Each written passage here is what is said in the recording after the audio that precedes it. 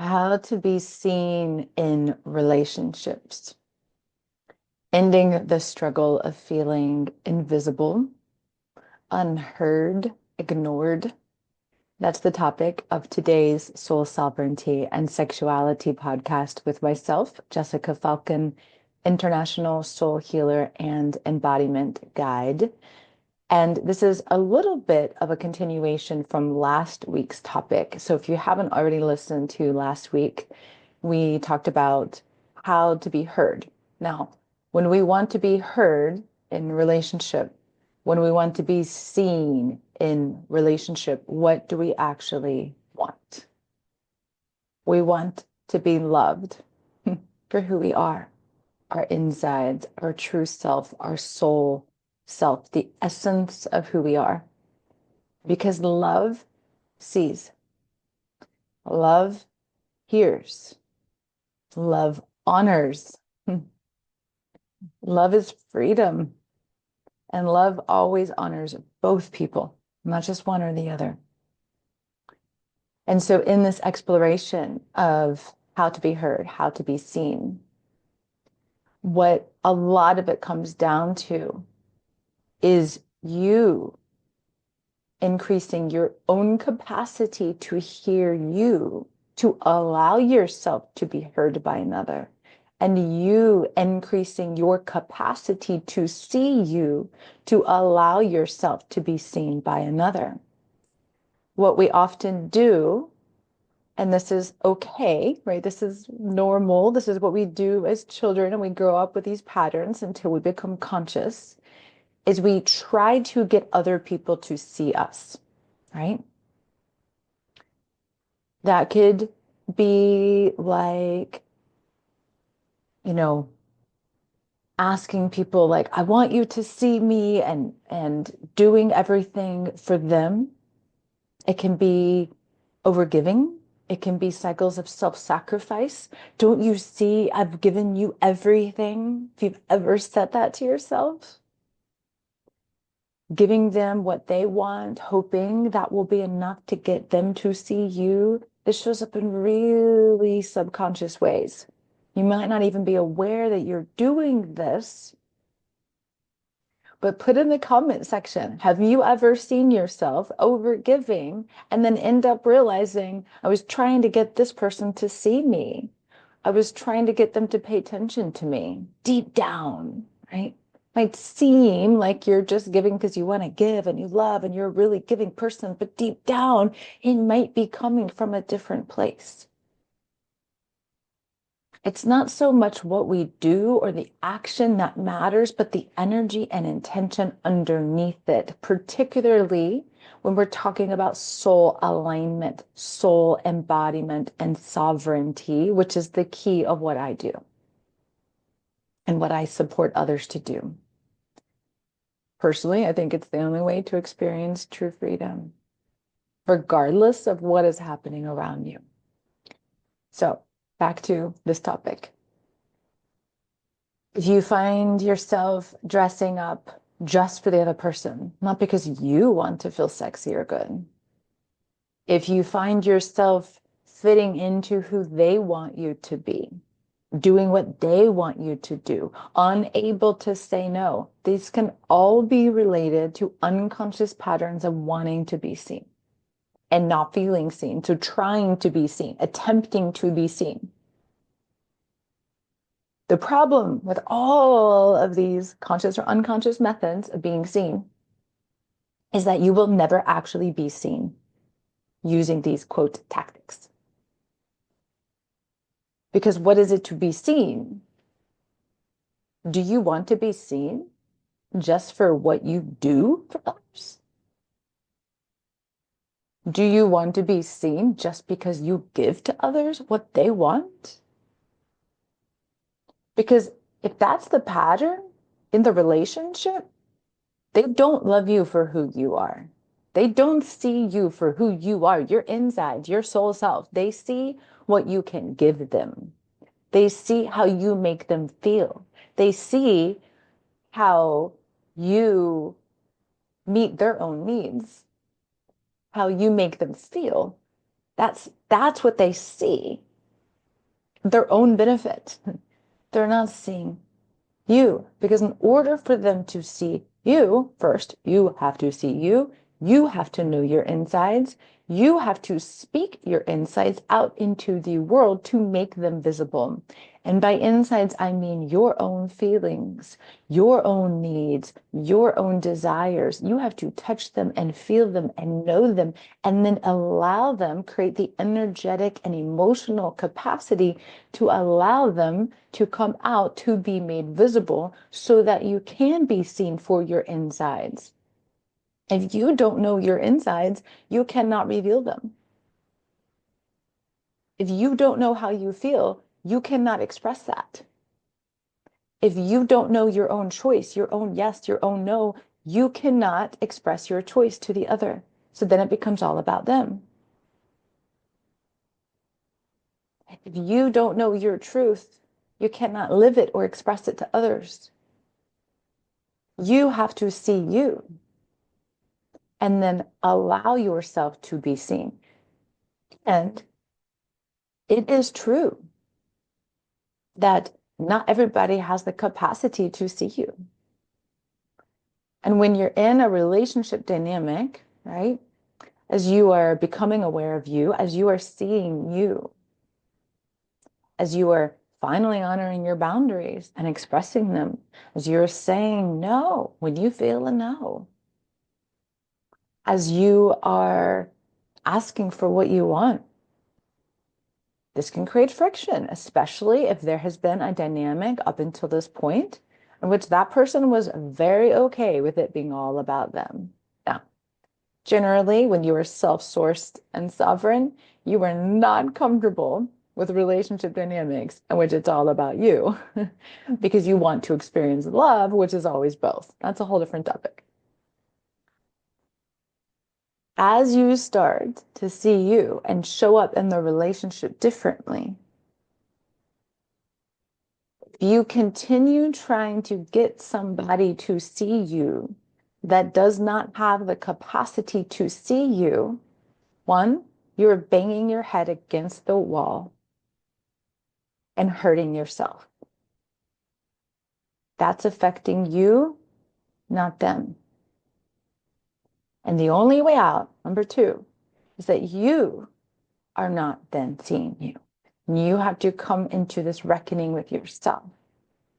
If I truly see me and my own needs, my own feelings, my own desire, my own experience, my soul self, my soul truth, what is it asking me to do in this situation? How can I see me even if this other person is not capable of seeing me? How can I hear me even if this other person is not capable of hearing me? What does this require me to do for myself? How can I act on my own behalf? What would most honor me in this situation?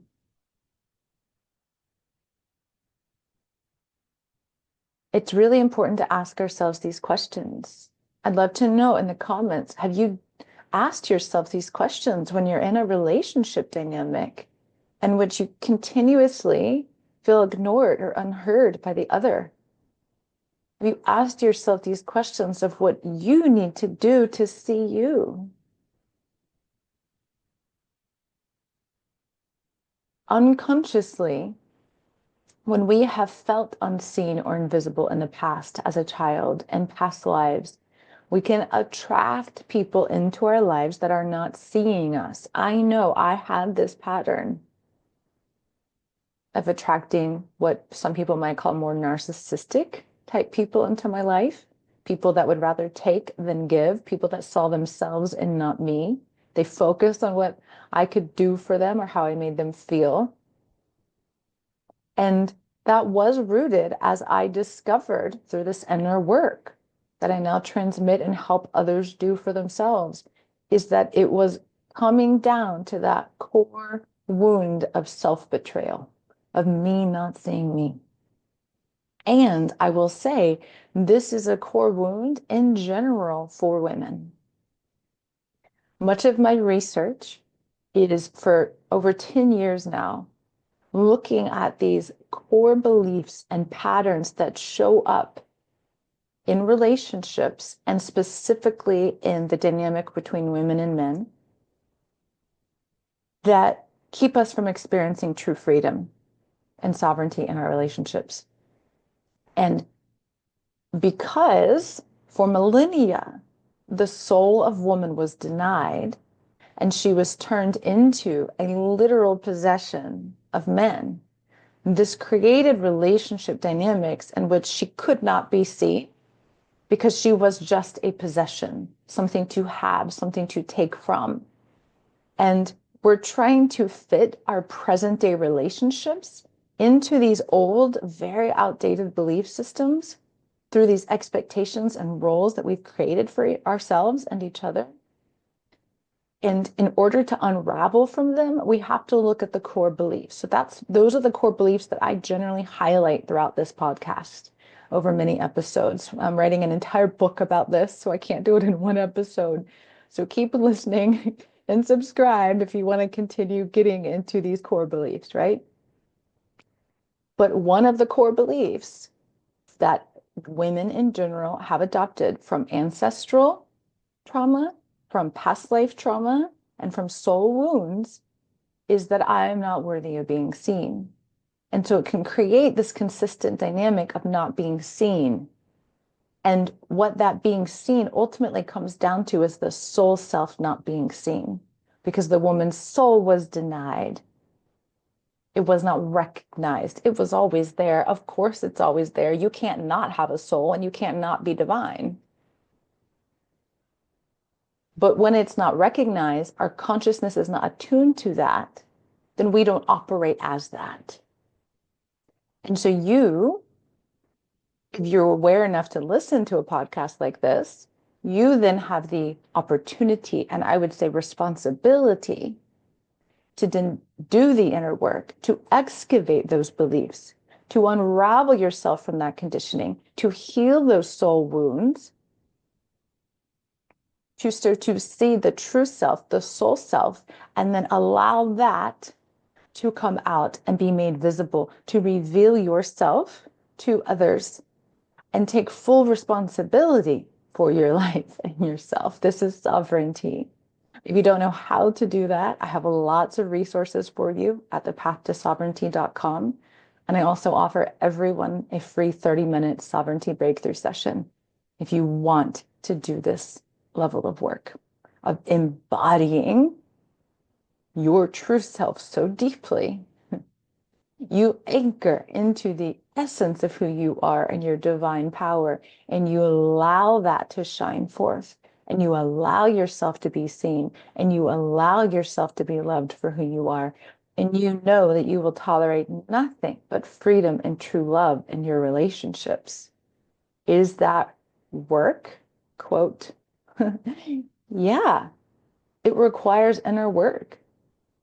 And in a way, I think that's why we're all here this time, is to do that level of work, because it is your path to ascending. It is your path to anchoring your divinity here on this planet, which is what we're being asked to do right now. So when everything else looks like it's going haywire around us, and if you focus on that, you keep focusing on the external, you're going to keep getting lost. The only way out of this, quote, mess that we ourselves have made collectively through our lack of consciousness, through a lower level of consciousness, through the denial of the divine in all things, including all people. The only way out is to recognize the divine within, to anchor into this divine power and live from the inside out rather than taking the world in and making it yours. So this is your opportunity to excavate that and shine your light. And I would be honored to support you on this path. If you want to visit thepathtosovereignty.com, schedule a free session with me, or look at the numerous resources on the page. I have a whole page entitled Free Resources with loads of interviews, a podcast, a free gift, a heart activation.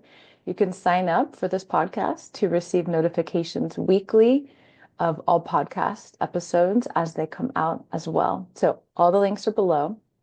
And you may have heard the announcement on last week's episode about the upcoming retreat in Greece, a Sacred Feminine Power retreat, which I am uber duper excited about. So I'm literally making it public this week. Officially, the webpage is up and out at thepathtosovereignty.com.